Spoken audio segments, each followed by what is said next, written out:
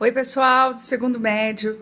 Aqui eu venho falar para vocês referente aos exercícios da página 34 em diante, que foi o que alguns pediram sobre plateumintes e nemateumintes. Sobre plateumintes, começando pelo exercício 1. Planárias, esquistossomos e tênias pertencem ao mesmo filo. Identifique esse filo e explique o que esses animais têm em comum. Então, é o filo dos plateumintes, né? E o que eles têm em comum é o serem vermes achatados, né? Tem três folhetos germinativos, são triblásticos e são acelomados, não tem aquela cavidade interna do corpo. O 2, para analisar as alternativas e pedir quais são as corretas. As corretas são, primeira, né, de que são indivíduos triblásticos, acelomados e com simetria bilateral. Cortou o que existe de um lado e de outro, é a mesma coisa, tem o mesmo conteúdo. E o terceiro que diz, alguns desses animais não têm sistema digestório.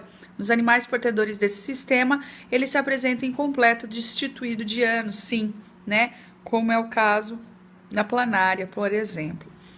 O terceiro exercício, existe uma expressão popular sobre a esquistossomose que diz: se nadou e coçou é porque pegou, né? Justifica essa expressão. É de que, na verdade, quando você tem o esquistossoma Manzoni na forma de cercária e que fura o pé para poder, então, entrar no organismo humano, eu tenho o quê? Irritação, coceira, né? Que é provocada.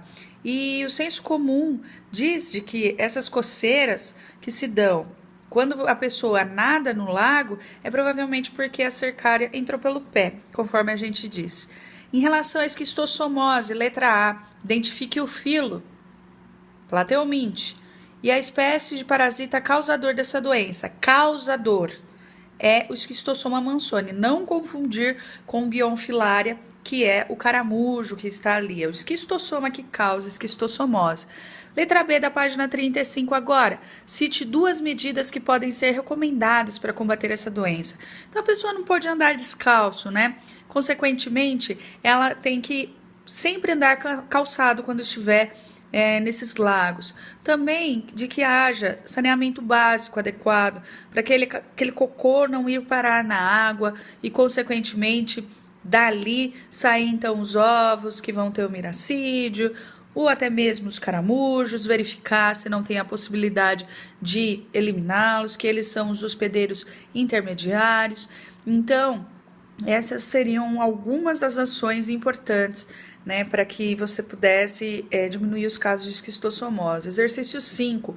Considerando o ciclo reprodutivo do esquistossoma Manzoni, cite dois tipos de larva: miracídio, que é aquela ciliada antes de passar pelo caramujo, e cercária logo depois da sua diferenciação. Letra B, os destinos das larvas identificadas no item anterior. Então, aqui a gente tem o miracídio se aloja no caramujo. Lembrando que caramujo vive na água, então no lago, é animal de água doce. E depois reproduzem e originam as cercárias. Já as cercárias, elas vão penetrar e vão ter como hospedeiro o ser humano. O sexto exercício, considerando as tênias ou solitárias. Cite duas diferenças entre a tênia solium e a tênia saginata. Só lembrando que a solium vai estar no porco e a saginata vai estar no boi. Mas a tênia solium, ela tem uma cabeça mais redondinha, o que a gente chama globose, com ganchos centrais. Agora, a saginata tem uma cabeça mais quadradinha e sem ganchos, tá bom? Letra B. Quais medidas são recomendadas para combater as teníases e a cisticercose? Só lembrando que a cisticercose vai parar no cérebro, o ovo vai, então, dar origem à larva pela via sanguínea, que vai parar lá no cérebro e ela começa a comer o cérebro depois. Lembra, gente? Então, o que se deve fazer é evitar o consumo de carne suína e bovina mal passada, crua, né?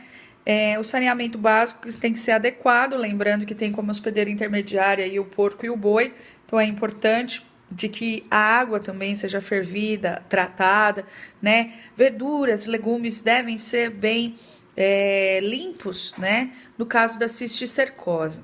Letra C. Qual é o seu hospedeiro definitivo? Ser humano. E qual o local onde ele se localiza, né? A tênia adulta? Intestino. Letra D. Considerando os sistemas digestório, circulatório e reprodutor, indique qual está presente na tênia adulta, o sistema reprodutor.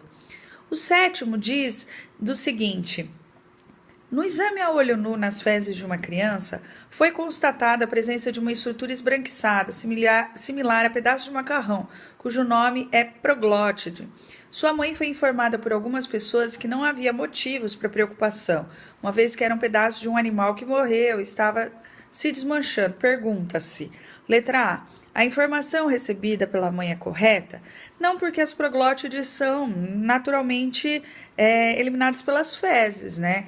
Então, os ovos liberados por uma solitária adulta continuam vivos no intestino do hospedeiro, né? Então, daí a diferenciazinha. Letra B, que parasita o menino apresenta e o filo ao qual pertence, tênia, então um platelminte e o animal é tênia sólida ou saginata, dependendo do caso. O da FUVEST, que fala de uma criança que foi internada em um hospital com convulsões e problemas neurológicos. Após vários exames, foi diagnosticado cisticercose cerebral. A mãe da criança iniciou um processo contra o açougue, né, que comprava carne todos os dias, alegando de que ele forneceu carne contaminada.